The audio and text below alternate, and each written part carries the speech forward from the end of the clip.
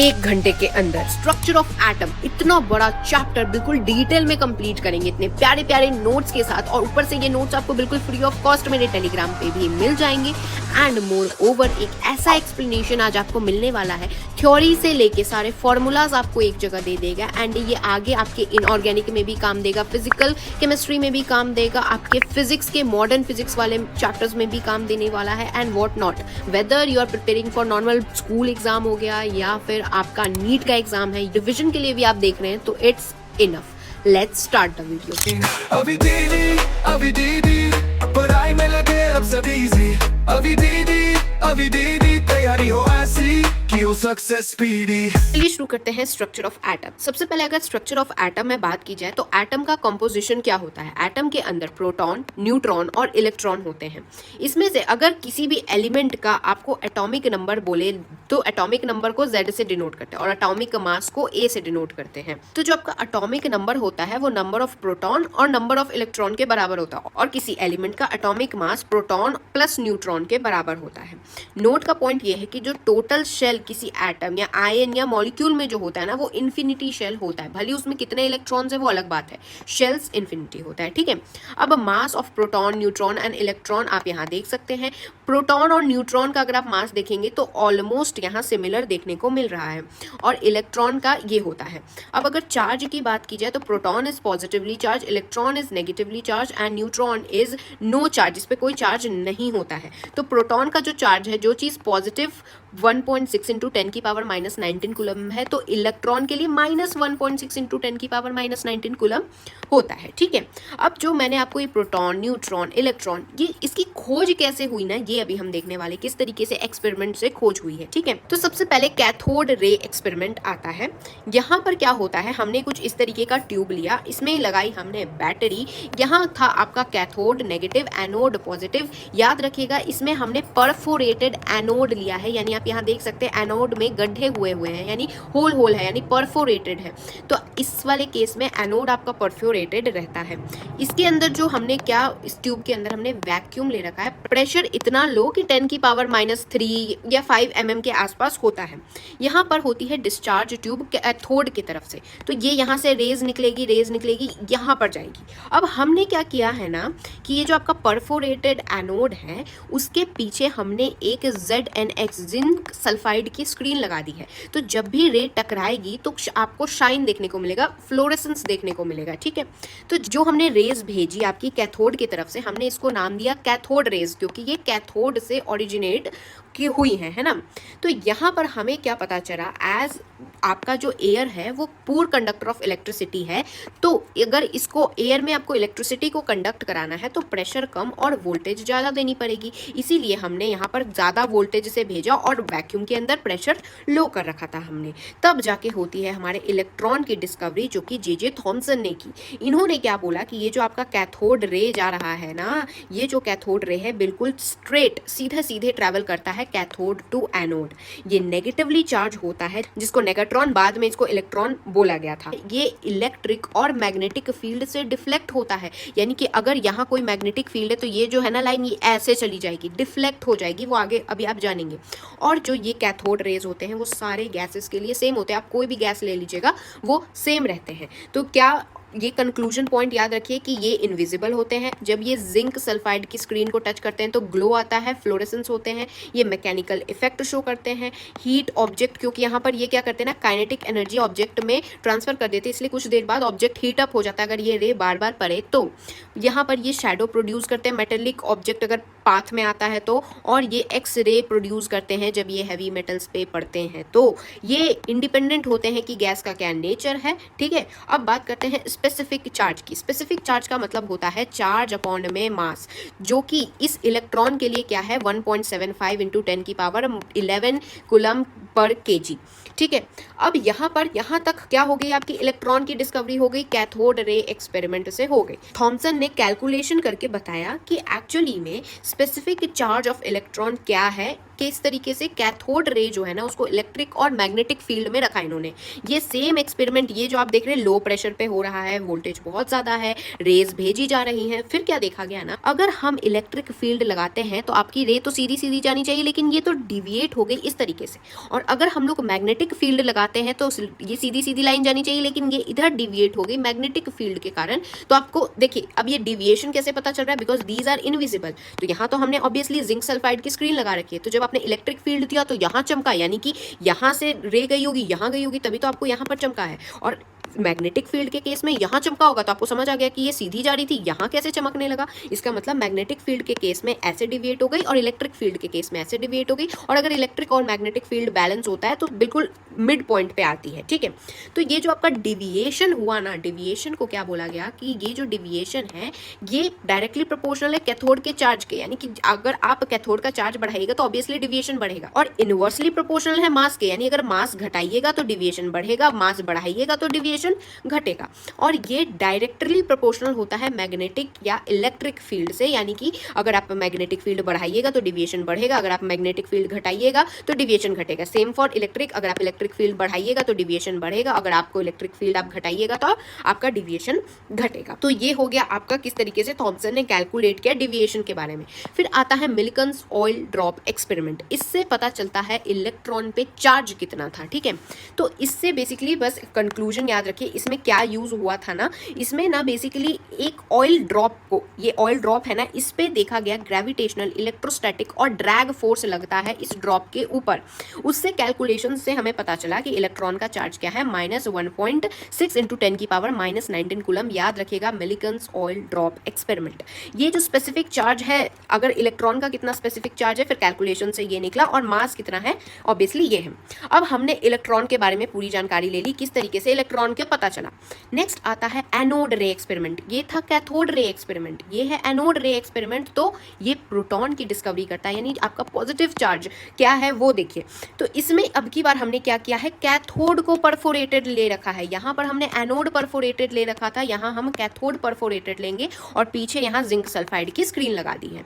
अब एनोड से रे जाएगी, तो पिछली बारी में कैथोड से रे जा रही थी तो कैथोड रे आपने कहा था, अब की बारी एनोड से रे जा रही है तो आपको इसको एनोड रे कहना पड़ेगा। इसीलिए इस रे को क्या बोलते हैं, कैनाल या एनोड रे कहते हैं। ये इनविजिबल होता है, और जब ये जिंक ZnS की स्क्रीन को टच करता है, यहाँ पर ग्लो आपको देखने को मिलेगा, जैसे ही, क्योंकि यहाँ परफोरेटेड है, इसके अंदर से पास करेगा तो यहाँ टकराएगा तो आपको यहाँ ग्लो देखने को मिलता है। ये स्ट्रेट लाइन में ही ट्रैवल करते हैं, ठीक है। तो ये क्या पता चला कि ये पॉजिटिव चार्ज है, इनमें आयोनाइजिंग पावर होती है, और ये डिफ्लेक्ट होते हैं इलेक्ट्रिक और मैग्नेटिक फील्ड से, लेकिन ऑपोजिट डायरेक्शन ऑफ कैथोड। यानी कि आप देखिए कैथोड के केस में जब इलेक्ट्रिक फील्ड आ रही थी तो ये ऊपर डेविएट हो रहा था, और मैग्नेटिक फील्ड में नीचे डेविएट हो रहा था। इसमें क्या है आपका, क्योंकि ये पॉजिटिव चार्ज है तो ये क्या होता है, मैग्नेटिक में ऊपर डेविएट होता है और इलेक्ट्रिक में नीचे डेविएट होता है, ठीक है। उसके बाद इसका जो E/m होता है रेशियो, यहाँ पर जो आपका E/m रेशियो है वो इंडिपेंडेंट है नेचर ऑफ गैस के, लेकिन यहाँ पर आपका E/m रेशियो डिपेंडेंट है नेचर ऑफ गैस के, ठीक है। उसके बाद अगर आप देखेंगे ना तो E/m रेशियो जो आपका प्रोटॉन का है वो बहुत कम है इलेक्ट्रॉन के E/m रेशियो का। क्यों? क्योंकि आपका जो मास है ना इलेक्ट्रॉन का वो बहुत कम है आपके प्रोटॉन के, और स्पेसिफिक चार्ज इलेक्ट्रॉन का ज़्यादा है प्रोटॉन से। इसीलिए आपकी इलेक्ट्रॉन की स्पेसिफिक चार्ज जो E/m रेशियो है वो ज़्यादा होता है आपके प्रोटॉन के E/m रेशियो के, ठीक है। अब यहाँ पर स्मॉलेस्ट और जो lightest true ion hydrogen gas से जो ऑब्टेन है वो क्या है, वो प्रोटॉन होता है, जिसका मास ये होता है, चार्ज ये होता है, और E/m वैल्यू ये होती है। तो प्रोटॉन की जो E/m वैल्यू है वो है 9.58 × 10⁻7 कूलम पर kg। अब यहाँ हमने क्या प्रोटॉन की डिस्कवरी कर ली, अब न्यूट्रॉन की डिस्कवरी कर लेते हैं। किसने की? जेम्स चैडविक ने की। इन्होंने क्या किया, न्यूक्लियर रिएक्शन किया। इन्होंने बॉम्बार्ड किया थिन शीट ऑफ बेरिलियम पर अल्फा पार्टिकल्स, यानी हमारा बेरिलियम है, हमने उस पर अल्फा पार्टिकल्स डाले। तो अल्फा पार्टिकल बेसिकली क्या होता है, हीलियम 2 होता है, यानी आपने हीलियम के 2 न्यू इलेक्ट्रॉन्स जो है, अगर आपने हीलियम के 2 इलेक्ट्रॉन्स निकाल दिए तो वो अल्फा पार्टिकल होती है। अल्फा पार्टिकल को जब आपने बेरिलियम पे बम्बार्ड किया, थिन शीट ऑफ बेरिलियम पे, तो आपको न्यूट्रॉन देखने को मिलता है। और ये जो न्यूट्रॉन होता है ये किसी भी मैग्नेटिक और इलेक्ट्रिक फील्ड से डिफ्लेक्ट नहीं होता है। इलेक्ट्रॉन और जो प्रोटॉन होता है वो डिफ्लेक्ट होता है, लेकिन न्यूट्रॉन डिफ्लेक्ट नहीं होता है क्योंकि इसका जो E/m वैल्यू 0 होता है, क्योंकि इस पर कोई चार्ज ही नहीं होता है। इसका मास इतना होता है, और इसका अगर आप स्पेसिफिक चार्ज यानी E/m का वैल्यू देखेंगे ना, तो इलेक्ट्रॉन का सबसे ज्यादा होता है, देन प्रोटॉन का होता है, देन अल्फा का होता है, एंड न्यूट्रॉन का तो 0 होता है। तो ऑब्वियसली सबसे छोटा स्पेसिफिक चार्ज आपका न्यूट्रॉन का होता है। ठीक है, तो ये हो गया आपकी क्या इलेक्ट्रॉन, प्रोटॉन और न्यूट्रॉन की डिस्कवरी हमने पूरी समझ ली किस तरीके से हुआ। अब हम जानेंगे एटॉमिक मॉडल। अब एटम जो है वो किस तरीके से, क्या बीच में पॉजिटिव चार्ज है, बाहर इलेक्ट्रॉन घूम रहे हैं, या इलेक्ट्रॉन बीच में है, बाहर प्रोटॉन घूम रहे हैं, क्या है, इस मॉडल को समझने के लिए एक्चुअली में एटम क्या है, हमने 4 बेसिकली मॉडल्स हैं। एक है थॉमसन, रदरफोर्ड, बोहर और quantum mechanical model of atom, सबको डिटेल में पढ़ते हैं। तो सबसे पहले बात करते हैं थॉमसन मॉडल की। थॉमसन मॉडल में इन्होंने क्या बोला कि इन्होंने वाटरमेलन वाला मॉडल, ये तो आप जानते ही होंगे, जिसमें इन्होंने बोला थॉमसन ने कि हमारा जो एटम होता है वो पूरा जैसे वाटरमेलन का रेड पार्ट होता है, वैसे इसमें क्या होता है, पॉजिटिव चार्ज स्फीयर होता है, जिसमें जैसे वाटरमेलन में सीड्स होते हैं वैसे इलेक्ट्रॉन्स छोटे छोटे ऐसे ऐसे एम्बेडेड होते हैं। ये थॉमसन का मॉडल था कि ये जो आप देख रहे हैं पूरा एक पॉजिटिव स्फीयर होता है, जिसमें जो आपके इलेक्ट्रॉन्स होते हैं वो एम्बेडेड सीड की तरह होते हैं। इन्होंने बताया कि एटम जो होता है वो स्फेरिकल इन शेप होता है, और रेडियस को अप्रॉक्स में 10⁻⁻10 मीटर बताया, और जो कि अप्रॉक्सीमेटली 1 एंगस्ट्रॉम के बराबर था। इनका डिमेरिट ये था कि ये इन्होंने क्या बोला कि पॉजिटिव चार्ज पूरे स्फीयर में यूनिफॉर्मली डिस्ट्रीब्यूटेड है, बट सच कुछ और था, जो कि अभी हमें पता है कि पॉजिटिव चार्ज तो बीच में रहता है न्यूक्लियस में, और इलेक्ट्रॉन रिवॉल्व करते हैं, है ना। तो इन्होंने थॉमसन ने क्या बोल दिया था कि सब जगह ही पॉजिटिव चार्ज भरा हुआ है, बीच में कहीं कहीं इलेक्ट्रॉन एम्बेडेड है, तो ये एक डिमेरिट हो गया। इन्होंने कुछ अच्छी भी बातें बताई। मेरिट क्या है कि इलेक्ट्रॉन जो है ना वो कुछ इस तरीके से अरेंज है कि ये मोस्ट स्टेबल इलेक्ट्रोस्टैटिक अरेंजमेंट के रूप में अरेंज है। ये सही है, अभी जो हम लोग एटॉमिक मॉडल देखते हैं उसमें भी ये देखने को मिला है। और एक और क्या मेरिट की बात है कि जो मास ऑफ एटम है ना वो एज्यूम किया जाता है कि वो यूनिफॉर्मली डिस्ट्रीब्यूट है पूरे एटम में, यानी पूरे एटम में ऐसा नहीं कि एटम का किसी एक पार्ट का मास बहुत ज़्यादा एक पार्ट का कम है, नहीं, यूनिफॉर्मली डिस्ट्रीब्यूटेड मास होता है। ड्रॉबैक बेसिकली यही है कि ये एटम की स्टेबिलिटी को नहीं बता पाए थे। तो नेक्स्ट आता है आपका रदरफोर्ड मॉडल। लेकिन रदरफोर्ड मॉडल आने से पहले क्या होता है, थॉमसन मॉडल के बाद एक रेडियो वेव की फाइंडिंग हो जाती है। तो लोगों का ध्यान किस में चला जाता है, रेडियो एक्टिविटी में चला जाता है, क्योंकि यहाँ पर क्या होता है ना, एक्सरे की कुछ डिस्कवरी, वो भी मैं बताती हूँ। तो ये थॉमसन मॉडल तो दे दिया इन्होंने, लेकिन इसके जस्ट बाद रदरफोर्ड मॉडल नहीं शुरू हुआ। क्या हुआ कि यहाँ पर क्या होने लगा, different rays, alpha beta gamma rays की डिस्कवरी होने लगी, उसके बाद का रदरफोर्ड का मॉडल आता है। तो चलिए जानते हैं कि ये भाई रेडियो एक्टिविटी पे क्या खोज होने लगी थी। तो एक बार क्या हुआ कि रोएंटजन जो थे उन्होंने एक्स रे की खोज की। कैसे, जब ये कैथोड रे के साथ कुछ एक्सपेरिमेंट कर रहे थे तो इन्होंने क्या देखा कि जो कैथोड रे है अगर किसी हैवी मेटल पे जाके लगता है तो हैवी मेटल पे लगने से कुछ एक्स रेज प्रोड्यूस हो रहे हैं, और ये बहुत पावरफुल इलेक्ट्रोमैग्नेटिक रेडिएशन है। ये खोज की क्या, एक्सरे की डिस्कवरी हुई, रोएंटजन ने की कैथोड रे के थ्रू की, कि जब ये टारगेट एनोड पे क्या हमने हैवी मेटल लगा रखा है तब एक्सरे प्रोड्यूस होता है। तो वेवलेंथ क्या अप्रॉक्सीमेटली 0.1 नैनोमीटर बताई गई थी। अब ये जो इलेक्ट्रोमैग्नेटिक रेडिएशन जो होते हैं ना, ये इलेक्ट्रिक या मैग्नेटिक फील्ड के होने से डिविएट नहीं करते हैं, ठीक है। और याद रखिएगा जो आपका कैथोड रेज और जो एनोड रेज होते हैं वो इलेक्ट्रोमैग्नेटिक रेडिएशन नहीं होते हैं, ठीक है। अब तो ये जो आपका एक्स रे था, क्योंकि ये इलेक्ट्रोमैग्नेटिक रेडिएशन था वो भी पावरफुल वाला, तो ये जो होता है ना, ये एक्स रे डिफ्लेक्ट नहीं होता है इलेक्ट्रिक या मैग्नेटिक फील्ड से, इसलिए इसको क्या बोला गया है, इलेक्ट्रोमैग्नेटिक रेडिएशन बोला गया है। इसके पास हाई पेनिट्रेटिंग पावर होती है और हाई एनर्जिक रेडिएशन होता है, जिससे कि ये कॉज करता है आयोनाइजेशन को कॉज करता है, ठीक है। तो ये एक टेबल दे रखा है जिसमें आप देख सकते हैं कि एक्सरे का नेचर क्या है, वेवलेंथ बता रखा है, क्या ये डिफ्लेक्ट होता है, नहीं होता है, पेनिट्रेटिंग पावर बहुत हाई होता है और आयोनाइजिंग पावर भी बहुत हाई होता है। यूज किस में होता है, मेडिकल इमेजिंग हो गया, सिक्योरिटी स्कैनिंग हो गया, ये सब के लिए यूज होता है। अब बात करते हैं रेडियो एक्टिविटी क्या होता है। तो सब्सटेंस जो कि रेडियो एक्टिविटी जैसी प्रॉपर्टी को शो करते हैं, सब्सटेंस को हम लोग रेडियो एक्टिव एलिमेंट्स कहते हैं, जैसे कि यूरेनियम, थोरियम, रेडियम, फ्रांशियम, ठीक है। ये फर्स्ट इसको किसने डिस्कवर किया था, हेनरी बैक्यूरेल ने डिस्कवर किया था, ठीक है। तो अब हम लोग अल्फा रे, बीटा रे, गामा रे क्या होता है उसके बारे में जानेंगे। तो सबसे पहले बात करते हैं आपके अल्फा रे की।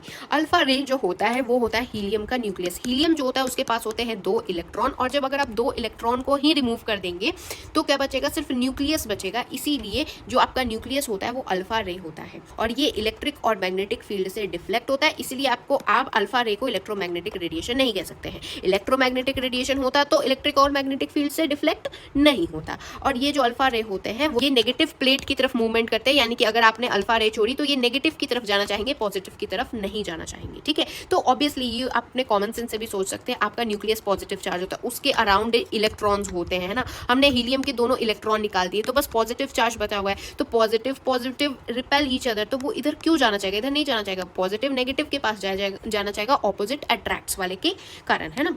फिर नेक्स्ट बात करते हैं बीटा रेज की। बीटा जो रेज होते हैं ये चार्ज पार्टिकल इलेक्ट्रॉन्स बेसिकली होते हैं, जो कि इनकी पेनिट्रेटिंग पावर अल्फा रेज से 10x ज़्यादा होती है। ये जो बीटा रेज होते हैं ये आपके क्या होते हैं, पॉजिटिव की तरफ डिविएट होते हैं। अल्फा रेज नेगेटिव की तरफ डिविएट होते हैं, बीटा रेज पॉजिटिव की तरफ डिविएट होते हैं। इलेक्ट्रिक फील्ड में इनका मास कम होता है और बीटा जो है वो हाई वेलोसिटी से ट्रैवल करता है। और अगेन बीटा रेज कोई इलेक्ट्रोमैग्नेटिक रेडिएशन नहीं होता है। ठीक है, उसके बाद अगर आप देखेंगे स्पेसिफिक चार्ज का रेशियो तो बीटा का सबसे ज़्यादा है, देन अल्फा का एंड देन गामा का। और पेनिट्रेटिंग पावर देखेंगे तो गामा का सबसे ज़्यादा होता है, देन बीटा का होता है अल्फा का सबसे कम होता है, बीटा का अल्फा से 100 टाइम्स ज़्यादा होता है, एंड देन गामा होता है दैट इज 1000 टाइम्स ज़्यादा अल्फा से। गामा रेज क्या होती है, ये हाईली एनर्जेटिक होती हैं, इनका वेवलेंथ एक्स रे से तो कम होता है, इनकी पेनिट्रेटिंग पावर बहुत ज़्यादा होती है, ये न्यूट्रल होते हैं, ये इलेक्ट्रोमैग्नेटिक स्पेक्ट्रम का ही पार्ट होते हैं, एंड ये मोस्ट हार्मफुल होते हैं बायोलॉजिकल स्पीशीज़ के लिए, क्योंकि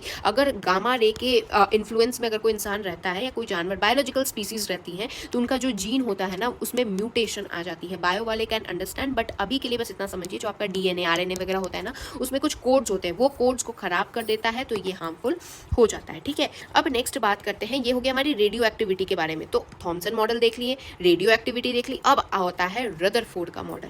तो रदरफोर्ड मॉडल बहुत जगह आपने पढ़ा भी होगा। इसमें क्या होता है, हमने बम्बार्ड करते हैं थिन गोल्ड फॉइल, ये 100 नैनोमीटर इतनी पतली होती है। तो यहाँ पर क्या होता है, ये है आपका बिल्कुल पतली सी गोल्ड फॉइल, और ये क्या आपका ZNS की स्क्रीन, यानी कि जब जब यहाँ रे टकराएगी तो यहाँ चमकेगा, है ना, ग्लो करेगा। तो क्या होता है, जैसे ही अल्फा रेज जो जाती है गोल्ड फॉइल के ऊपर, तो कुछ जो रेज होती है बिल्कुल सीधे सीधे चली जाती हैं, कुछ जो होती हैं वो डिविएट करती हैं, और कुछ तो बिल्कुल सेम बिल्कुल जाती हैं और ऐसे कुछ ज़्यादा ही एंगल से वापस आ जाती है। क्या ऑब्जर्वेशन देखा गया कि जो अल्फा पार्टिकल है मोस्ट अनडिविएटेड, बिना डिविएट के बिल्कुल सीधे सीधे निकल जाती है। कुछ जो होते हैं वो स्मॉल एंगल से होते हैं, और कुछ यानी कि 20,000 में से आपका एक जो होता है ना वो वापस से अपना पाथ, यानी जैसे गया वैसे ही रिट्रेस करके वापस आ जाता है। तो इससे ये कंक्लूजन हुआ कि मोस्ट ऑफ द स्पेस जो एटम का होता है वो एम्प्टी होता है। जो हाई डेंसिटी पॉजिटिव चार्ज है ना वो बहुत ही स्मॉल वॉल्यूम एटम के किसी छोटे से वॉल्यूम में है, जो कि रिपल्शन बेसिकली कॉज कर रहा है, तभी तो आपका अल्फा जो पार्टिकल है वो डिविएट कर रहा है। तो इन्होंने क्या बोला कि बीच में ये जो आप देख रहे हैं ना कि ये कुछ तो है ऐसा बीच में कि ये जा रही है रेडी और बिल्कुल अपने पाथ को रिट्रेस करके आ जा रही है। तो इन्होंने बोला बीच में न्यूक्लियस होता है जो कि पॉजिटिव चार्ज होता है, एक टाइनी से रीजन में कॉन्सेंट्रेटेड होता है। इन ऑब्जर्वेशन से कुछ ये जो आप देख रहे हैं ना बॉक्सेस, वेरी इंपॉर्टेंट बॉक्सेस, यहाँ पर इन्होंने बताया कि रेडियस ऑफ जो एटम होता है 10⁻⁻10 मीटर होता है, दैट इज 1 एंगस्ट्रॉम होता है। फिर रेडियस ऑफ न्यूक्लियस इन्होंने बताया 10⁻⁻15 मीटर का होता है। और यहाँ पर रेडियस ऑफ जो एटम होता है वो अगर देखा जाए तो आपका एटम वेरी बिग होता है, उसके अंदर आपका जो न्यूक्लियस होता है वो वेरी स्मॉल होता है। कंपैरिजन के लिए क्या बोला जाता है कि अगर क्रिकेट फील्ड जो होता है आपका स्टेडियम देखें ना, स्टेडियम जितना आपका एटम होता है और जो बॉल होती है ना वो बॉल होती है आपके न्यूक्लियस, यानी बॉल की साइज न्यूक्लियस के साइज के बराबर होती है अगर आप स्टेडियम से कंपैरिजन करते हैं। तो वॉल्यूम ऑफ एटम क्या होता है 4/3 पाई एटम का रेडियस का क्यूब, और वॉल्यूम ऑफ न्यूक्लियस क्या होता है, रेडियस ऑफ न्यूक्लियस का क्यूब होता है वही।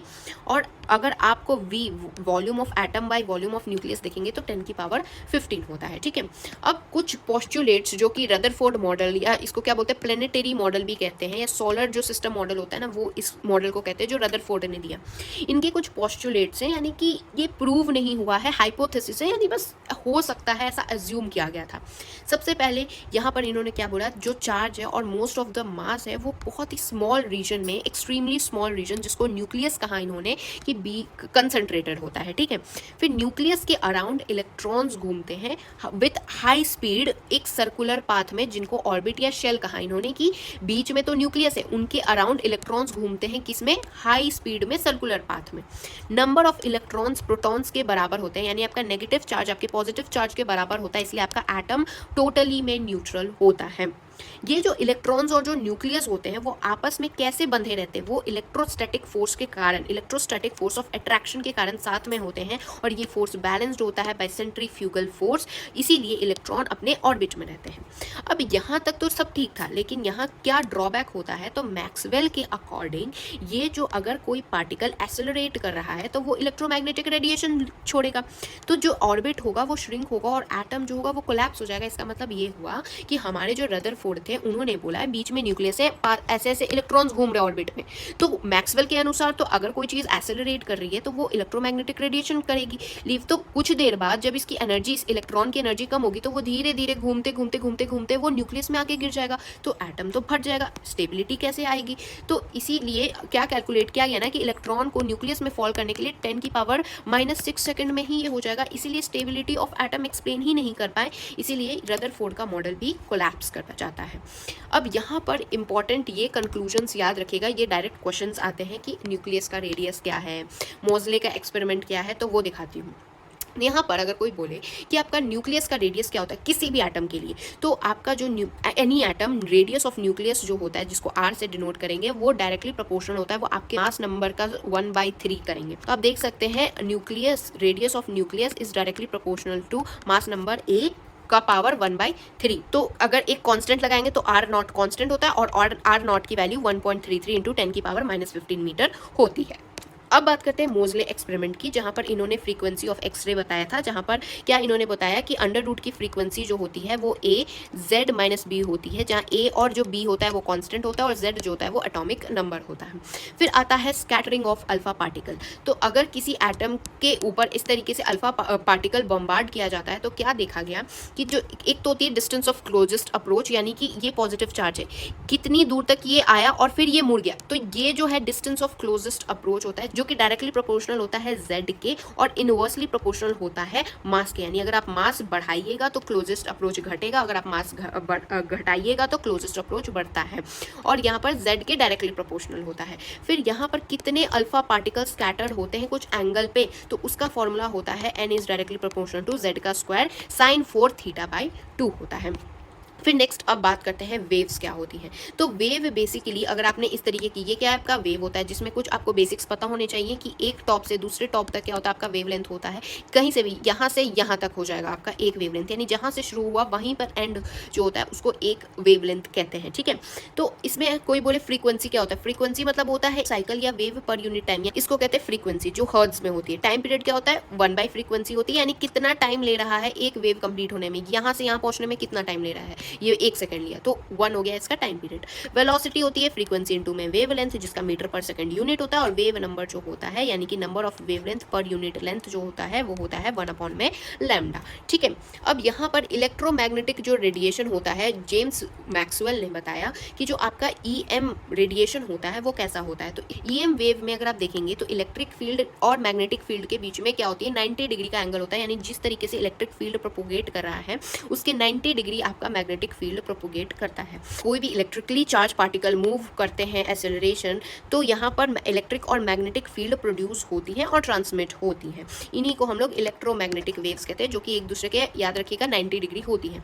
जो आपका EM वेव होती है वो रेडिएंट एनर्जी जो होती है वो ट्रांसमिट होती है एक बॉडी से दूसरे बॉडी में इन द फॉर्म ऑफ वेव्स। अगर आप स्पेस में वेव्स की स्पीड देखेंगे ना तो वो सेम ऑफ लाइट होती है, यानी 3 × 10⁸ मीटर पर सेकंड होती है, इसीलिए EM वेव की वेलोसिटी क्या होती है, स्पीड ऑफ लाइट लाइट की ही जितनी होती है उसी के बराबर होती है, और EM वेव को कोई मीडियम नहीं चाहिए होता है प्रोपोगेशन के लिए, इंपॉर्टेंट याद रखिएगा। इसका फॉर्मूला होता है C is equal to lambda nu, जिसमें ये फ्रीक्वेंसी हो गया, ये वेवलेंथ हो गया और ये स्पीड ऑफ लाइट हो गया।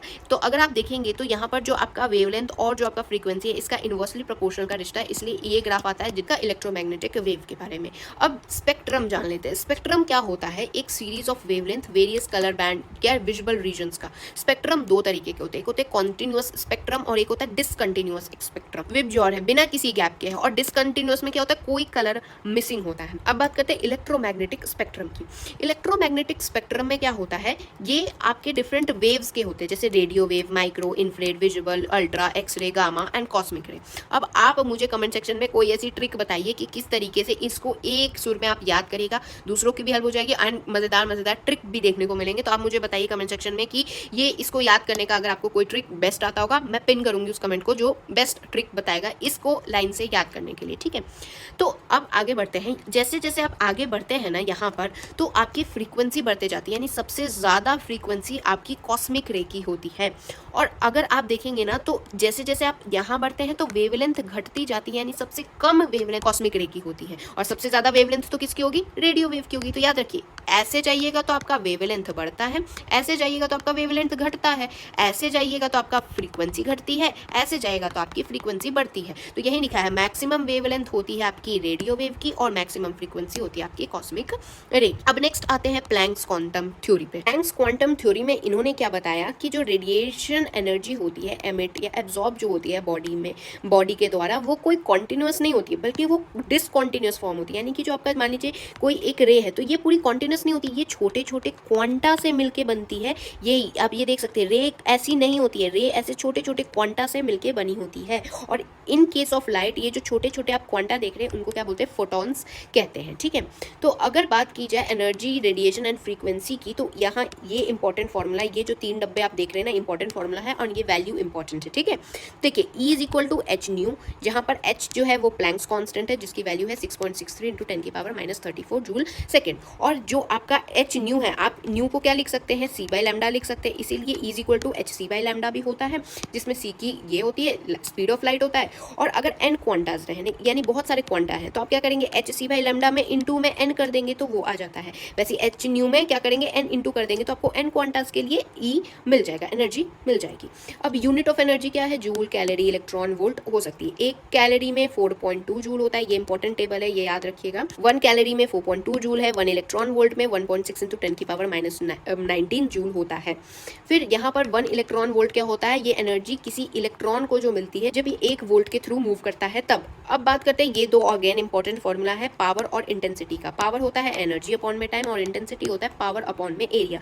पावर का यूनिट होता है वॉट और इंटेंसिटी का W पर मीटर स्क्वायर होता है, ठीक है। तो ये हो गया आपके किस तरीके से प्लैंक क्वांटम थ्योरी बताई गई, और ये एनर्जी का ये जो आप फॉर्मूलाज देख रहे हैं ये याद करना है।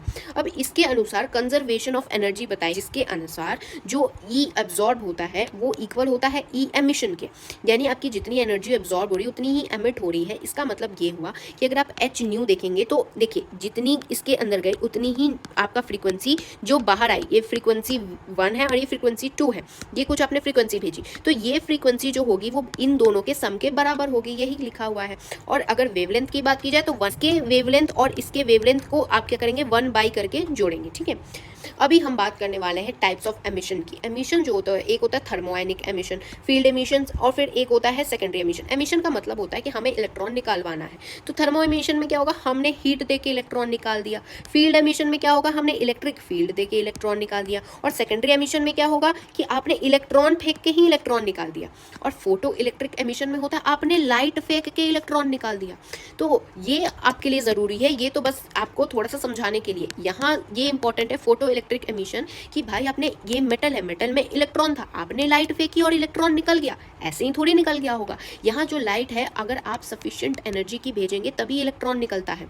तो क्या है ये सफिशिएंट एनर्जी? तो देखिए इलेक्ट्रॉन को निकालने के लिए ना आपको कुछ इंसिडेंट फोटोन की एनर्जी या तो उसके वर्क फंक्शन के बराबर होनी चाहिए या ज़्यादा होनी चाहिए। एग्जाम्पल, इलेक्ट्रॉन को निकलने के लिए चाहिए 100 जूल, आप लेके आए 100 जूल तो इलेक्ट्रॉन निकल जाएगा, ठीक है।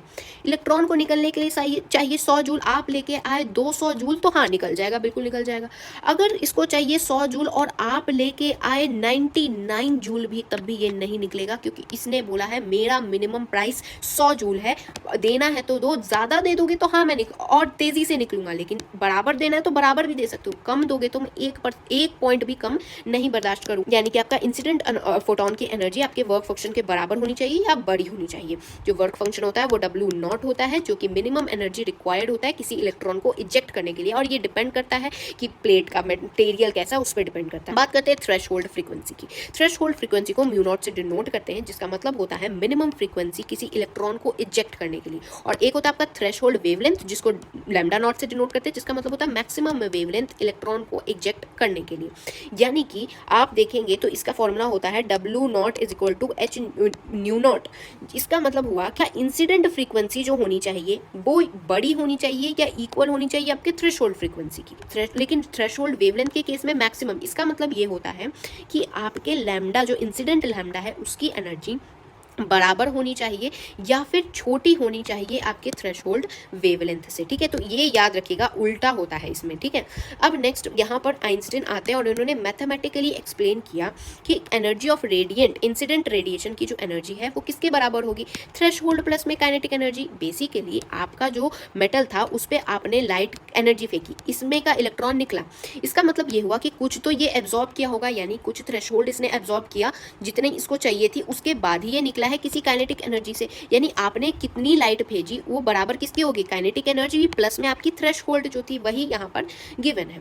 और इसके बाद अगर आप न्यू को hc/λ लिखेंगे तो hc/λ = hc/λ0 प्लस में काइनेटिक एनर्जी। तो इससे आपका ये फॉर्मूला निकल के आता है, जहाँ काइनेटिक एनर्जी जो है वो h new minus new not होती है, और लैम्डा के टर्म्स में काइनेटिक एनर्जी hc(λ0 - λ/λ0) होती है। ठीक है, तो ये हो गया आइंस्टीन का मैथमेटिकल एक्सप्रेशन। अब ग्राफ में जब हमने देखा कि इंसिडेंट एनर्जी जो है वो W0 प्लस में k मैक्स होती है, अगर आप इसको y = mx + c के टर्म्स में देखते हैं ना, तो क्या देखा गया कि कुछ पॉइंट तक तो कुछ ग्राफ नहीं आया, डायरेक्ट यहाँ आपको ग्राफ देखने को मिला। इसका मतलब क्या हुआ, ये वाला जो पॉइंट है ना, basically this is your threshold frequency का पॉइंट। यहाँ तक कुछ भी आपको नई डिविएशन देखने, यहाँ पर कुछ भी आपको लाइन नहीं देखने को मिली। क्यों, क्योंकि यहाँ पर इतनी दूर क्या है, थ्रेशोल्ड फ्रीक्वेंसी है, जो कि वो इलेक्ट्रॉन एब्जॉर्ब कर रहा है। ये मिल गई इसकी थ्रेशोल्ड फ्रीक्वेंसी, अब ये निकल जाएगा। तो दिस इज द थिंग जहाँ पर याद रखिएगा कि यहाँ पर ये वाला जो पॉइंट होगा -h μ0/e होता है। हम लोग v0 और न्यू के साथ आप ग्राफ बनाते हैं, जिसमें से जो आपका mx होता है वो h/e होता है, and there is some theta, and c intercept जो होता है वो क्या है आपका, ये है आपका c इंटरसेप्ट। ठीक है, तो ये ग्राफ हो गया। अब ना बेसिकली अगर आप देखते हैं ना, तो एक ऐसा एक्सपेरिमेंट होता है जो कि अगेन मैं बोल रही हूँ, ये क्लास 12 के फिजिक्स में पढ़ना रहता है।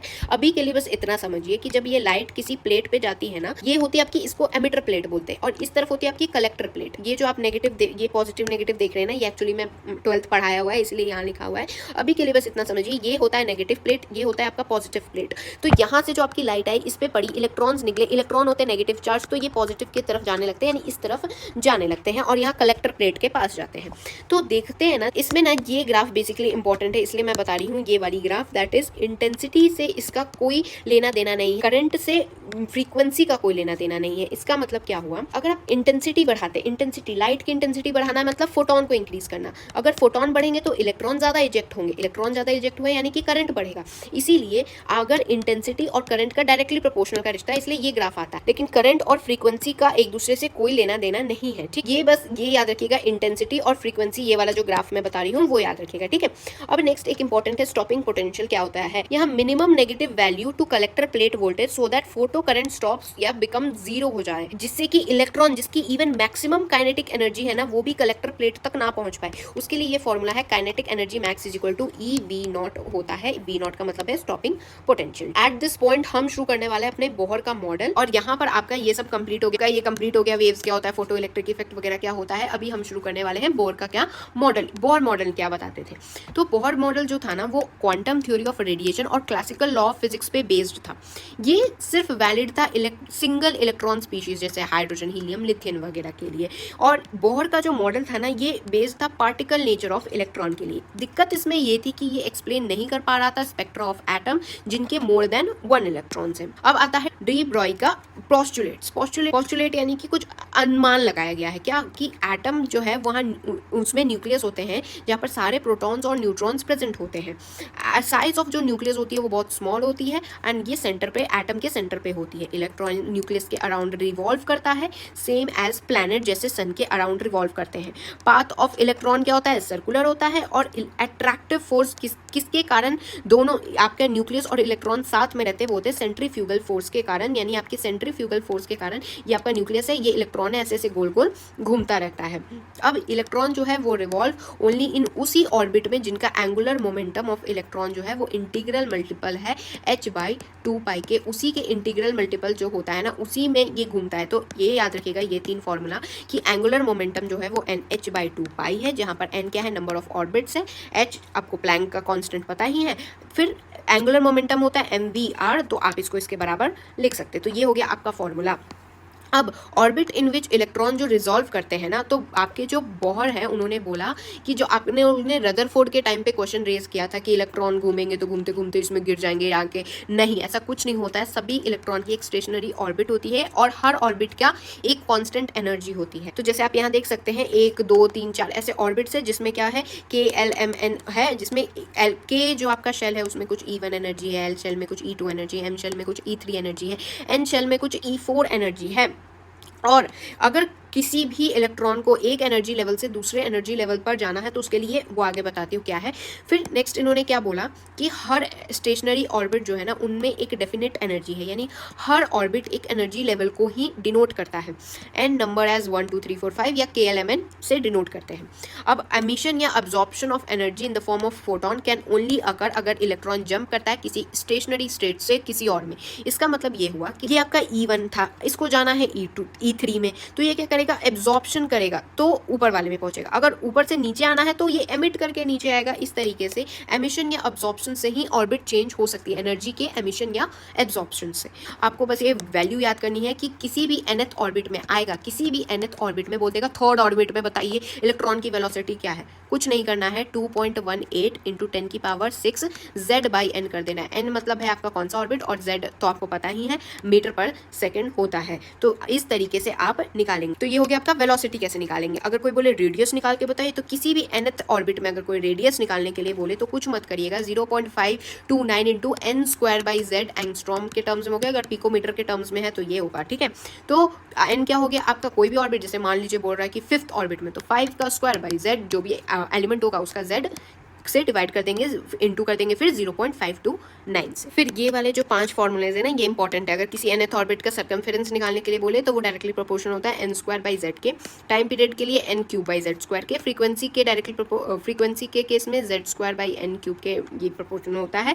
एंड एनर्जी बोहर मॉडल का अगर आप देखेंगे तो पोटेंशियल एनर्जी जो होता है वो -kZe²/r होता है, और पोटेंशियल एनर्जी जो होता है वो -2 इंटू में काइनेटिक एनर्जी होता है। तो टोटल एनर्जी देखेंगे तो क्या होगा आपका, पोटेंशियल प्लस में काइनेटिक एनर्जी यानी -kZe²/2r होता है। तो ये जो आप 5 फॉर्मूला देख रहे हैं, और ये वाला ये फॉर्मूला हो गया, ये फॉर्मूला हो गया, ये हो गया आपके 4-5 फॉर्मूले जो आपको याद करने हैं। डायरेक्ट क्वेश्चन आएंगे, कोई आपसे डेरिवेशन नहीं पूछने वाला है, आपको फॉर्मूला ही प्रैक्टिस करनी है। अब देखिए, अगर कोई बोले total energy of electron in nth orbit, किसी nth ऑर्बिट में टोटल एनर्जी बताइए, तो क्या होगा, काइनेटिक एनर्जी प्लस में पोटेंशियल एनर्जी। तो इसका फॉर्मूला ये याद रख लीजिए, that is -13.6 × Z²/n² electron volt पर एटम होगा। और अगर आप इसे जूल पर एटम के टर्म्स में लिखेंगे तो ये नंबर से आपको Z²/n² को मल्टीप्लाई करना रहेगा। तो डायरेक्ट क्वेश्चन आएगा कि बताइए nth ऑर्बिट में कितना है इस इलेक्ट्रॉन की टोटल एनर्जी, तो ये फॉर्मूला आप लगाने वाले हैं। अब यहाँ पर जो एनर्जी होती है ऑर्बिट की वो इंक्रीज करती है as we move away from nucleus. यानी अगर हम लोग न्यूक्लियस से दूर जाते हैं, जैसे ये है हमारा न्यूक्लियस, ये पहला ऑर्बिट, दूसरा, तीसरा, तो अगर आप एनर्जी ऑफ इनफाइनाइट ऑर्बिट, यानी कि ये हमारा न्यूक्लियस है, 1 ऑर्बिट, 2 ऑर्बिट, 3 ऑर्बिट, ऐसे इनफाइनाइट ऑर्बिट्स होंगे। जो आपका इनफाइनाइट वाला ऑर्बिट होगा उसमें क्या हो जाएगा, आपका ये जो फॉर्मूला है आपका -13.6 into Z square by N square करते हैं तो जेड स्क्वायर तो 1 हो गया, एंड एन क्या होगा आपकी बार इनफाइनाइट आप रखेंगे तो इनफाइनाइट के में क्या होता है, एनर्जी 0 हो जाती है और ये होती है मैक्सिमम वैल्यू ऑफ एनर्जी, और यही होती है बेसिकली आपकी आयनाइजेशन एनर्जी। अब यहाँ पर ध्यान से देखिए कि ये डिफरेंट ऑर्बिट्स है बेसिकली। ये है आपका न्यूक्लियस, ये आपका फर्स्ट ग्राउंड स्टेट, फिर सेकेंड थर्ड हो गया, ये फोर्थ हो गया, है ना। तो अगर आपको फर्स्ट वाले से आपको पहुंचना है सेकेंड वाले पे तो कितने की एनर्जी का गेन चाहिए, 10.2 इलेक्ट्रॉन वोल्ट का आपको गेन चाहिए, और अगर ऊपर से नीचे आना है तो कितने का लॉस चाहिए रहेगा, 10.2 इलेक्ट्रॉन वोल्ट का लॉस चाहिए रहेगा। अब मान लीजिए अब आप यहाँ आ गए, अब यहाँ से नेक्स्ट ऑर्बिट में जाना है तो इसके लिए कितने एनर्जी चाहिए रहती है आपको, 1.9 इलेक्ट्रॉन वोल्ट की एनर्जी चाहिए रहती है, और अगर इस वाले ऑर्बिट से नीचे आना है तो वही 1.9 इलेक्ट्रॉन वोल्ट की एनर्जी लीव करके आना पड़ेगा। फिर यहाँ से नेक्स्ट पे जाने के लिए कितने की ज़रूरत पड़ती है, हमें पड़ती है 0.76 इलेक्ट्रॉन वोल्ट की, और वापस आने के लिए बस इतनी ही आप एनर्जी छोड़ देंगे तो आपका इलेक्ट्रॉन वापस इस पे आ जाएगा। तो इस तरीके से होता है, यही यहाँ पर लिखा है किस तरीके से गेन और लॉस के टर्म्स में चीज़ें चलती हैं। जैसे जैसे ऑर्बिट बढ़ता है एनर्जी बढ़ती जाती है लेकिन एनर्जी गैप डिक्रीज होते जाता है, यानी कि जो सेकेंड और फर्स्ट के बीच में जो एनर्जी डिफरेंस है, थर्ड और सेकेंड के बीच की energy difference, fourth and third के बीच की एनर्जी डिफरेंस, फिफ्थ और फोर्थ के बीच की एनर्जी डिफरेंस, इसमें सबसे ज्यादा ये होती है देन फिर ये होती है, इस तरीके से। इसका मतलब क्या है, जैसे जैसे ऑर्बिट इंक्रीज हो रहे हैं एनर्जी तो इंक्रीज होती है लेकिन जो एनर्जी गैप होता है वो डिक्रीज होता है, ठीक है। अब बात करते हैं आयोनाइजेशन एनर्जी क्या होती है। आइसोलेटेड एटम के किसी इलेक्ट्रॉन को ग्राउंड स्टेट से इजेक्ट करवाना है तो हमें जितनी मिनिमम अमाउंट ऑफ एनर्जी की जरूरत पड़ती है वो होता है आपका आयोनाइजेशन एनर्जी, जो कि क्या होता है, जो आप यहाँ देख रहे हैं ये क्या है, टोटल एनर्जी है। अगर आप यही टोटल एनर्जी पॉजिटिव में दे देंगे तो वो होती है आपकी आयोनाइजेशन एनर्जी, सेम फॉर्मूला। उसके बाद नेक्स्ट स्पेक्ट्रम जानते हैं। स्पेक्ट्रम एक होता है एब्जॉर्प्शन स्पेक्ट्रम, एक होता है एमिशन स्पेक्ट्रम जिसमें ये एब्जॉर्ब होता है सर्टेन वेवलेंथ को, ये जो होता है रिलीज करता है energy by emission of photons को, ये डिसकंटिन्यूअस होते हैं, ये कॉन्टिन्यूअस होते हैं। एंड नेक्स्ट ये दो इंपॉर्टेंट फॉर्मूला है कि अगर कोई आपको वेव नंबर निकालने के लिए बोले जिसको ऐसे डिनोट करते हैं वो होता है 1/λ, जो कि जिसका फॉर्मूला होता है r/z² 1/n1² माइनस n2 का स्क्वायर। इसका मतलब ये हुआ, इसमें जो r देख रहे हैं आप इसका ये वैल्यू है और n का मतलब है n1 से n2 है, तो जैसे मान लीजिए थर्ड ऑर्बिट से फोर्थ ऑर्बिट में तो यहाँ 3 यहाँ फोर्थ, इस तरीके से लिखते हैं। और z होता है उस एटम के जो भी आपका एलिमेंट रहेगा उसका आपको z लिखना पड़ेगा, तो ये होता है आपका वेव नंबर। तो ये इंपॉर्टेंट फॉर्मूला है, याद रखिएगा, और ये रेडबर्ग कांस्टेंट याद रखिएगा। और जो मैंने r बताया था वो है रेडबर्ग कांस्टेंट जो कि होता है 1.097 × 10⁻⁷ मीटर -1 होता है। फिर नेक्स्ट आगे बढ़ते हैं हम लोग हाइड्रोजन स्पेक्ट्रल लाइन के बारे में जानते हैं। तो hydrogen spectral line is nothing but, इसमें डिफरेंट सीरीज है, Lyman, Balmer, Paschen, Brackett, Pfund and Humphrey. इसमें से जो ये लाइमन है ये यूवी होता है, बार्मर ही सिर्फ एक विजिबल होता है और बचे हुए सारे इन्फ्रेड होते हैं, ठीक है। अब लाइमन सीरीज में क्या होता है, N2 से N1 पर आना है। N1 जो होता है लाइमन के केस में वो 1 होता है, यानी कि आपका फाइनल लेवल इसमें 1 है। बाल्मर के लिए फाइनल लेवल 2 है, पार्शन के लिए फाइनल लेवल 3 है। इसका मतलब क्या हुआ, ये हुआ कि कहीं से भी किसी भी ऑर्बिट से, आप यहाँ देख सकते हैं किसी भी ऑर्बिट से 2, 3, 4 इन्फिनिटी तक किसी भी ऑर्बिट से आना है आपको 1 पे तो आप लाइमन सीरीज है। अगर किसी भी ऑर्बिट से आ गए आप 2 पे तो आप बाल्मर है। किसी भी आप ऑर्बिट से आना है आपको 3 पे, जैसे होता है ना कि कहीं भी जाइए घूम के वापस घर आना, वैसे ही लाइमन के केस में घर क्या है, फर्स्ट ऑर्बिट है। बाल्मर के केस में वापस कहाँ आना है, सेकंड ऑर्बिट पे आना है। पार्शन के केस में वापस कहाँ आना है, थर्ड ऑर्बिट में आना है। ब्रैकेट के केस में वापस कहाँ आना है, फोर्थ ऑर्बिट में आइए, कहीं से भी घूम के आइए आप फोर्थ ऑर्बिट में आइए। पी फंड के केस में 5th पे होता है एंड हैम्फ्रे के केस में होता है 6th पे होता है, ठीक है। फिर नेक्स्ट बात करते हैं नंबर ऑफ स्पेक्ट्रल लाइन्स। जैसे अगर कोई आपसे क्वेश्चन में देगा कि किसी इस ऑर्बिट से इस ऑर्बिट पे आके गिर रहा है, मान लीजिए इस ऑर्बिट से इस ऑर्बिट पे आके गिरा है, तो बताइए कितने स्पेक्ट्रल लाइंस होंगे। तो उसके लिए ये फॉर्मूला है very important, n2 - n1 into में करिएगा n2 - n1 प्लस में 1 डिवाइडेड बाई 2। यानी कि जैसे मान लीजिए एग्जांपल के लिए n2 आपका 5 है और n1 आपका 1 है, तो क्या करेंगे 5 - 1 उसके बाद 5 - 1 प्लस में 1 डिवाइडेड बाई 2, तो क्या हो जाएगा 4 इंटू में 5 डिवाइडेड बाई 2 यानी कि 20 divided by 2 is equal to 10, यानी टोटल 10 लाइन्स होंगे। इस तरीके से आप सॉल्व करेंगे। फिर number of lines in a particular series, किसी पर्टिकुलर सीरीज में कितने लाइंस होते हैं, तो वो होता है आपका n2 माइनस का n होता है limiting orbital of specific series. अब बोहर का मॉडल तो हमने देख लिया, लेकिन बोहर के मॉडल में भी इशू था। ये सबसे पहला इशू था कि ये मल्टी इलेक्ट्रॉनिक जो एटम्स होते हैं उनको एक्सप्लेन नहीं कर सकता था। शुरू में मैंने बताया था यही इशू था बेसिकली। इसमें सिंगल इलेक्ट्रॉन वाले स्पीशीज होते हैं ना, उन्हीं के लिए वैलिड था। कोई थियोरेटिकल एक्सप्लेनेशन नहीं था। स्पेक्ट्रल लाइन का कोई स्ट्रक्चर इन्होंने नहीं बताया। Fine structure, splitting of spectral line कैसे होती है मैग्नेटिक फील्ड में या इलेक्ट्रिक फील्ड में, जिसको स्टार्क इफेक्ट कहते हैं, ये सब नहीं समझाया गया है। तो स्टार्क इफेक्ट बेसिकली क्या है? Splitting of spectral lines. जब एटम को स्ट्रॉन्ग इलेक्ट्रिक या मैग्नेटिक फील्ड दिया जाता है उसको स्टार्क इफेक्ट कहते हैं, और ये बोहर मॉडल एक्सप्लेन नहीं कर पा रहा था।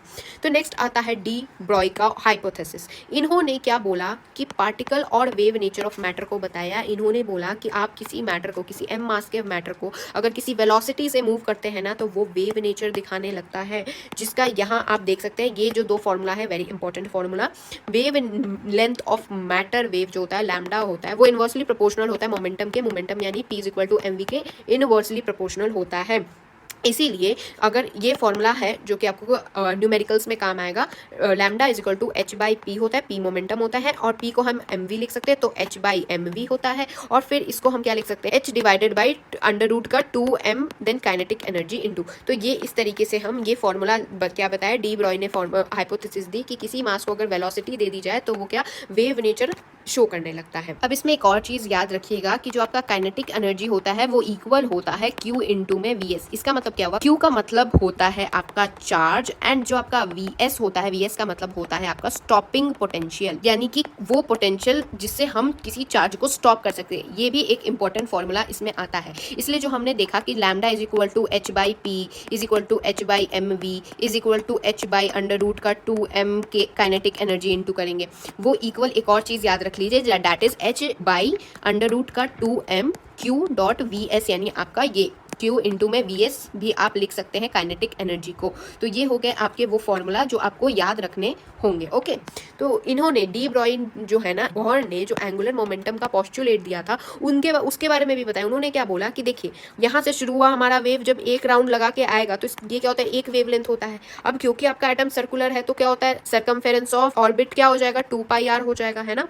तो 2πr = n लैम्डा, जितनी लैम्डा है उतना बार n से इनटू होगा। तो ये फॉर्मूला इन्होंने बताया। और फिर mvr = nh/2π भी इन्होंने प्रूव कर दिया। ये डी ब्रॉय ने एंगुलर मोमेंटम का जो बोहर का पोस्टुलेट था उसको बताया गया।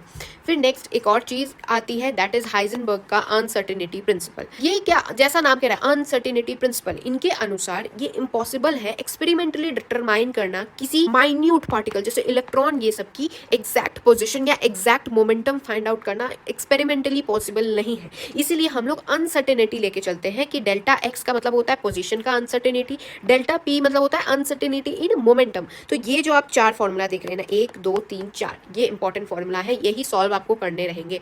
सबसे पहले delta x dot delta p यानी कि अनसर्टेनिटी इन पोजीशन, डेल्टा p यानी अनसर्टेनिटी इन मोमेंटम, वो बड़ा या इक्वल होना चाहिए h/4π के।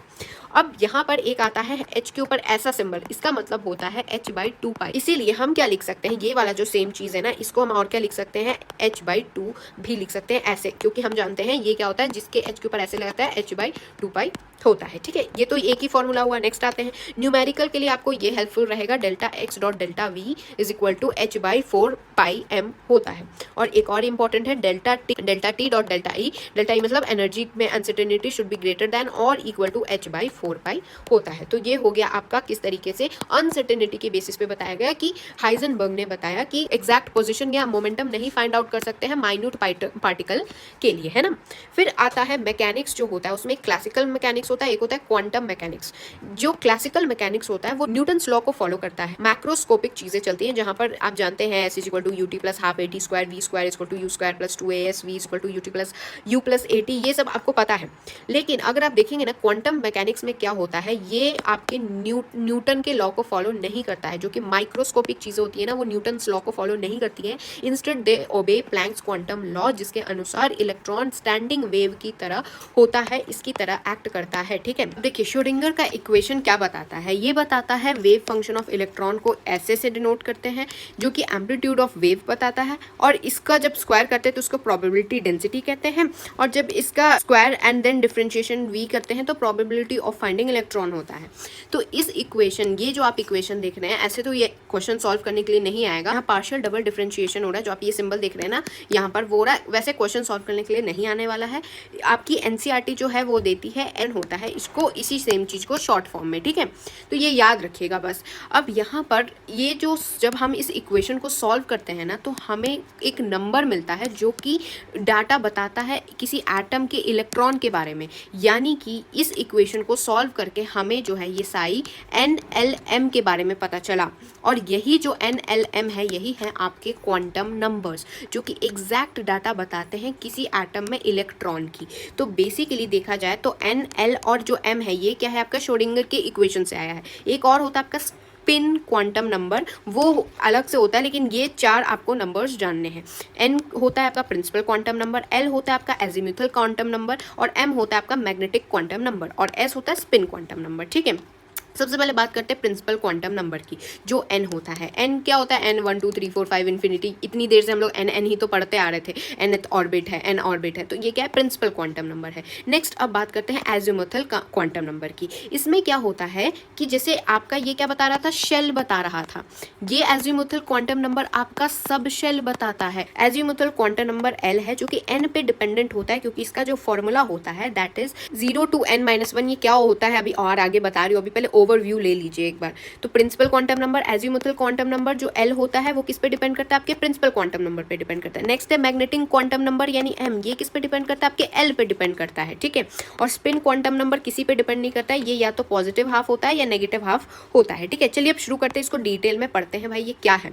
तो क्वांटम नंबर बेसिकली कुछ नहीं बता रहा है, आपका इलेक्ट्रॉन का एड्रेस बता रहा है कि इलेक्ट्रॉन कौन से ऑर्बिटल, कौन से शेल में है, कौन से सब शेल में है, कौन से सब शेल के अंदर भी कहाँ कौन से ऑर्बिटल में कौन, और spin quantum number obviously spin बताता है। ठीक है, तो जो प्रिंसिपल क्वांटम नंबर है हम अभी तक पढ़ते आ रहे हैं, इसका सब हमने Rn वेलोसिटी, एनर्जी कौन से ऑर्बिट में क्या होगी वो सब हमने पढ़ लिया है। n का मतलब प्रिंसिपल क्वांटम नंबर क्या बता रहा है कि इलेक्ट्रॉन आपके कौन से ऑर्बिट में, फर्स्ट ऑर्बिट में, सेकंड ऑर्बिट में, थर्ड ऑर्बिट में, फोर्थ ऑर्बिट में।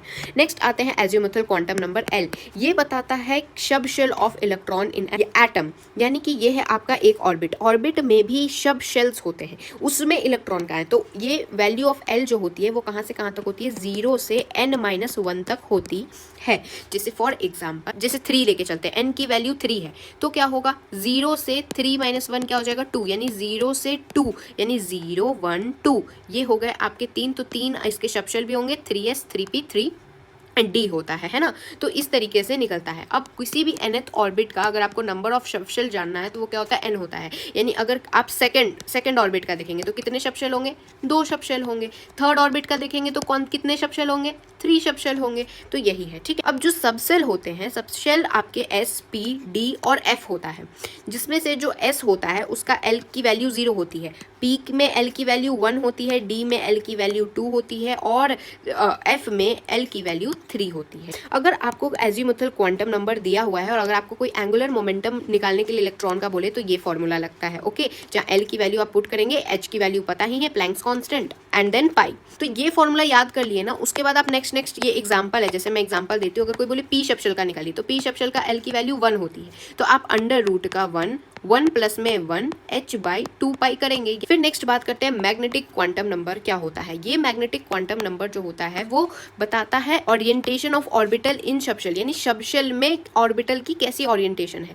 इसमें जो m की वैल्यू होती है वो -L से +L तक होती है, यानी अगर किसी की L की वैल्यू 2 है तो ये इसकी m की वैल्यू क्या होगी, -2 से लेके +2 तक, यानी कि -2 -1 0 1 2, ये होगा आपके इतने होंगे क्या, m की वैल्यू, यानी मैग्नेटिक क्वांटम नंबर की वैल्यू ऐसे निकलती है।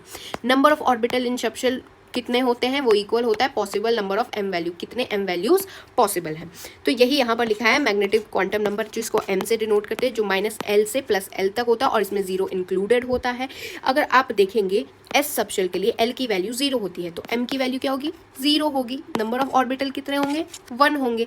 अगर P सबशेल की बात की जाए तो उसमें L की वैल्यू 1 होगी, यानी कि -1 से लेके +1 तक वैल्यू जाएगी, यानी -1, 0 एंड 1 होगा। इसका मतलब क्या हुआ, 3 बन रहे हैं, इसका मतलब कितने हुए, 3 ऑर्बिटल्स हुए।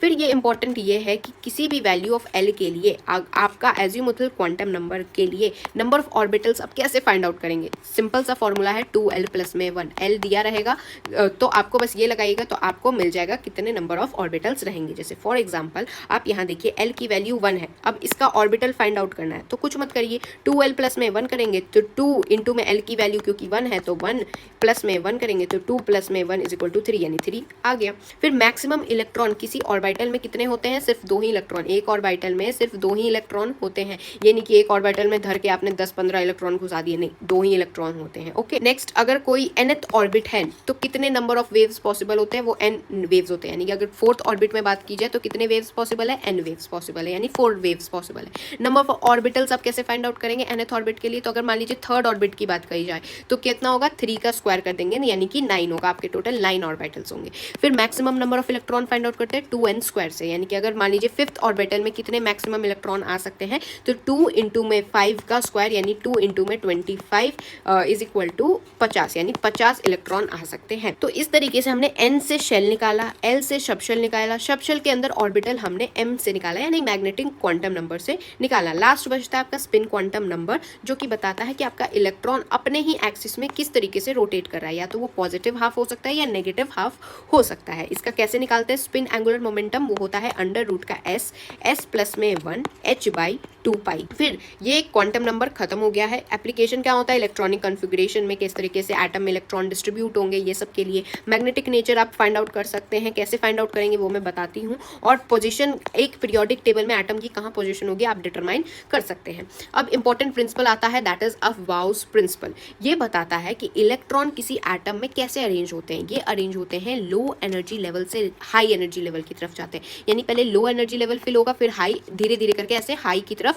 बढ़ते हैं। अब यहाँ पर एनर्जी लेवल कैसे डिसाइड होता है, तो ये n + L रूल से डिसाइड होता है। इसका मतलब क्या हुआ, इस रूल को कहते हैं बोर-ब्योरी रूल। आपको n + L करना है, अगर वैल्यू हाई आती है यानी उसकी एनर्जी हाई होती है, जिसकी n + L की वैल्यू कम आई इसका मतलब उसकी एनर्जी लेस है, कि ये हो गया। अब किसी का डाउट होगा कि क्या हो अगर n + L की वैल्यू इक्वल आ जाए, जैसे आपके इस केस में देखिए 2 और 1 को जोड़ेंगे तो क्या आएगा, 3 आएगा, और 3s में क्या होगा, 3 और 0 को जोड़ेंगे तो 3 आएगा, यानी n + L की वैल्यू अगर दोनों की सेम आती है तो हम क्या देखते हैं, जिसकी n की वैल्यू ज़्यादा होती है उसकी एनर्जी ज़्यादा होती है, यानी इस केस में n की वैल्यू इसकी ज़्यादा है इसलिए इस वाले की एनर्जी ज़्यादा रहेगी, 3s की ज़्यादा रहेगी रैदर दैन 2p। तो इस हिसाब से ना फिलिंग, बेसिकली एक फिलिंग ऑर्डर निकला है इलेक्ट्रॉनिक कॉन्फ़िगरेशन के लिए। पहले 1s फिल होगा, फिर 2s फिल होगा, फिर 2p फिल होगा, फिर 3s फिल होगा, फिर 3p फिल होगा, फिर 4s फिल होगा, फिर 3d फिल होगा, फिर 4p फिल होगा, 5s फिल होगा। इस तरीके से आगे बढ़ते हैं, जो कि इलेक्ट्रॉनिक कॉन्फ़िगरेशन वाली 15 मिनट की मेरी वीडियो है, बिल्कुल डिटेल में मैंने बता रखा है, विथ ट्रिक्स मैंने बता रखा है कि किस तरीके से ऑर्बिटल फिलिंग होती है। अगर आपने ये वाली वीडियो देखी है वेल एंड गुड, नहीं भी देखी है तो आई बटन पे लिंक मिल जाएगा, गो वॉच इट। 15 मिनट की बस वो वीडियो है, आप उसे 2x पे भी देख सकते हैं। अब आगे बढ़ते हैं। सबसे पहला तो हमने रूल देख लिया अफबाउ प्रिंसिपल, जिसमें n + L रूल के हिसाब से पहले लोअर एनर्जी लेवल फिल होता है, फिर बढ़ते बढ़ते हायर एनर्जी लेवल्स फिल होते हैं। हंट्स रूल नेक्स्ट आता है। जैसे मान लीजिए यहाँ 4 इलेक्ट्रॉन है, तो अगर कोई इंसान सोचेगा कि 4 इलेक्ट्रॉन है तो ऐसा करते हैं, ऐसे फिल कर देते हैं, 1 इलेक्ट्रॉन, दूसरा इलेक्ट्रॉन, तीसरा इलेक्ट्रॉन, चौथा इलेक्ट्रॉन, ऐसे फिल कर देंगे तो आपका आंसर बिल्कुल गलत हो जाएगा। क्योंकि हंस रूल के हिसाब से ऐसा नहीं है कि, जैसे फॉर एग्जांपल मैं एग्जांपल दे रही हूँ, आप एक बस पे गए, बस पे ऐसी 3 सीटें खाली थी, तो पहला आदमी जो आएगा वो कहाँ बैठेगा, यहाँ आके बैठ गया। अब जो नेक्स्ट आदमी आएगा वो क्या इसके साथ चिपक के क्यों बैठना चाहेगा, जब सीट खाली है तो वो पीछे जाके बैठेगा भाई। फिर जो नेक्स्ट आदमी आएगा भाई इसके साथ क्यों चिपक के बैठना चाहेगा, या इसके साथ भी क्यों चिपक के बैठना चाहेगा, वो बोलेगा कि भाई अब तो सीट खाली है मैं बैठूंगा। फिर जो अगला अब इंसान आएगा उसके पास तो कोई ऑप्शन नहीं है, तो उसको ऑब्वियसली उसके साथ बैठना पड़ेगा। तो इस तरीके से फिलिंग होती है। ये वाली जो फिलिंग है ऑब्वियसली गलत है, आप बस वाले रूल से समझ सकते हैं। अगर आपको बस पे खाली सीट मिल रही है तो आप किसी के साथ क्यों बैठना पसंद करेंगे, until and unless there is a cute opposite gender guy or a girl, but यहाँ पर वैसा नहीं चलता है। ये सब भाई ह्यूमंस की टेंडेंसी है, इलेक्ट्रॉन्स इतने भी लस्टफुल नहीं होते हैं, इसलिए यहाँ पर क्या होता है इस तरीके से फिलिंग होती है। नेक्स्ट यहाँ पर अगर स्टेबिलिटी ऑर्डर देखा जाए तो फुली फिल्ड जो सबशेल होता है उसकी सबसे ज्यादा स्टेबिलिटी होती है, देन हाफ शेल की, एंड देन अदर सबशेल्स की होती है। अब नेक्स्ट आते हैं पाउली एक्सक्लूजन प्रिंसिपल। इसका मतलब ये होता है, इसके अनुसार जो इलेक्ट्रॉन्स होते हैं वो ऑपोजिट साइन के होने चाहिए। इसका मतलब ये हुआ अगर एक इलेक्ट्रॉन पॉजिटिव 1/2 स्पिन का है तो दूसरा वाला नेगेटिव 1/2 स्पिन का होना चाहिए। ये नहीं हो सकता दोनों सेम या फिर ये दोनों सेम, ऐसा वाला नहीं आप कर सकते हैं। इस एग्जांपल से समझ आइए, जैसे ट्रेन की बर्थ होती है तो जब RAC सीट होती है तो इंसान एक ऐसे सो जाता है, एक इंसान ऐसे सो जाता है। ऐसा तो नहीं होता है ना कि एक इंसान ऐसे सो रहा है और एक इंसान ऐसे ही सो रहा है, तो भाई जगह ही नहीं बचती है। तो इस तरीके से फिलिंग होती है, तो यही लिखा हुआ है इलेक्ट्रॉन ऑपोजिट होने चाहिए, दैट्स इट। चलिए अब नेक्स्ट ये इलेक्ट्रॉनिक कॉन्फ़िगरेशन वाले में एक इंपॉर्टेंट ये है कि आयंस का कैसे करते हैं। जैसे K का ये इलेक्ट्रॉनिक कॉन्फ़िगरेशन है, अगर K प्लस हो गया यानी कि एक आपने इलेक्ट्रॉन हटा दिए तो एक इलेक्ट्रॉन हटा देंगे तो ये हट जाएगा, बचा हुआ रहेगा, ठीक है। तो अब इसमें इंपॉर्टेंट ये है कि जो इलेक्ट्रॉन की फिलिंग होती है वो तो अबॉव रूल्स से ही होती है कि पहले लो को फिल करिए फिर हाई एनर्जी लेवल पे चाहिए। लेकिन जब इलेक्ट्रॉन का रिमूवल होता है तो सबसे आउटर मोस्ट जो होता है उससे उधर से इलेक्ट्रॉन निकलता है। ये नहीं कि आपका मन किया कि अरे मुझे एक इलेक्ट्रॉन निकालना है, ऐसा करता हूँ मैं ये वाला इलेक्ट्रॉन निकाल देता हूँ, नहीं, जो आपका आउटर मोस्ट है उससे आप इलेक्ट्रॉन निकालेंगे। ये हो गया आपको कंफर्म। नेक्स्ट आते हैं मैग्नेटिक नेचर। तो डायमैग्नेटिक के लिए सारे इलेक्ट्रॉन्स पेयर्ड होने चाहिए, पैरामैग्नेटिक बनने के लिए अनपेयर्ड इलेक्ट्रॉन प्रेजेंट होने चाहिए, एटलीस्ट एक ही सही लेकिन एक ही आपको अनपेयर्ड इलेक्ट्रॉन चाहिए, तभी वो सब्सटेंस आपका पैरामैग्नेटिक होगा। मैग्नेटिक मूवमेंट कैसे निकालते हैं, अंडर रूट में n प्लस में 2 और ये बोहर मैग्नेटॉन जो होता है इसका यूनिट होता है। n क्या होता है आपका नंबर ऑफ अनपेयर्ड इलेक्ट्रॉन्स, यानी कितने इलेक्ट्रॉन्स अनपेयर्ड पड़े हुए हैं, ये फॉर्मूला याद रखिएगा, ठीक है। पहले I want you all to know about कि नोड्स क्या होते हैं। नोड का मतलब होता है एक ऐसा पॉइंट या एरिया जहां पर इलेक्ट्रॉन की मिलने की प्रोबेबिलिटी 0 हो, यानी इलेक्ट्रॉन ना मिले उस एरिया में जब हम सर्च करें तो। जैसे फॉर एग्जांपल आप देखिए यहाँ पर इस पॉइंट पे आपके इस वाले प्लेन पे इलेक्ट्रॉन नहीं मिलेगा, तो इस तरीके से होता है। अगर मैं आपको अभी और आगे विजुअलाइज भी करवा दूंगी, ठीक है, पहले इतना समझिए। Again nodes are of 2 type, एक होता है एंगुलर नोड, एक होता है रेडियल नोड। एंगुलर नोड जो होता है वो L होता है, L जितना होगा वो होगा आपका एंगुलर नोड, और रेडियल नोड होता है n माइनस का L माइनस में 1। तो अगर आप टोटल नोड्स देखिएगा तो n माइनस 1 आपके टोटल नोड्स अगर आपको कैलकुलेट करने के लिए कोई बोले तो आप कैलकुलेट कर सकते हैं। तो s ऑर्बिटल जो होता है, क्योंकि ये स्फेरिकल होता है, इसमें कोई नोडल प्लेन नहीं होता है। p जो ऑर्बिटल होता है उसमें क्या होता है, एक px एक py होता है और एक pz होता है। तो जो px होते हैं उसमें एक नोडल प्लेन होता है, py में एक नोडल प्लेन होता है, pz में भी एक नोडल प्लेन होता है। नोडल प्लेन का मतलब अगेन एक ऐसा एरिया, एक ऐसी जगह जहां इलेक्ट्रॉन मिलने की प्रोबेबिलिटी 0 है। तो यहाँ पर देखा जाए एक नोडल प्लेन कहाँ होता है, देखिए x वाले p ऑर्बिटल में क्या होता है ना, ये एक्सिस पे होते हैं। तो क्योंकि ये x एक्सिस पे है आपका, तो आपके इलेक्ट्रॉन मिलने की प्रोबेबिलिटी कहाँ नहीं होगी, yz प्लेन में। जो आपका yz प्लेन होगा वहां आप एक भी इलेक्ट्रॉन नहीं मिलेगा, क्योंकि इलेक्ट्रॉन तो यहाँ होगा, x एक्सिस पे होगा। ये y वाला ये डायग्राम है और z वाला ये डायग्राम है, ठीक है। तो कंफ्यूज मत होइएगा, ये थोड़ा सा वो प्रिंटिंग मिस्टेक है। इसमें क्या है, y के केस में देखिए y एक्सिस पे आपका बना हुआ है, और अगर कोई बोले कि ऐसा कौन सी जगह है जहां पर आपको इलेक्ट्रॉन नहीं मिलेगा, तो वो होगा आपका xz प्लेन पे नहीं होगा। pz में z एक्सिस पे आपका ये डंबल बना हुआ है, तो कौन से प्लेन पे आपको कौन सा एक नोडल प्लेन मिलेगा, वो होगा आपका xy प्लेन। तो ये हो गया इसका डायग्राम, ये इसका डायग्राम हो गया, please don't confuse. Okay, next बात करते हैं d ऑर्बिटल की। d ऑर्बिटल को डिटेल में थोड़ा सा जानेंगे, बहुत बच्चों को कंफ्यूजन भी हो जाती है। ये होती है डबल शेप की।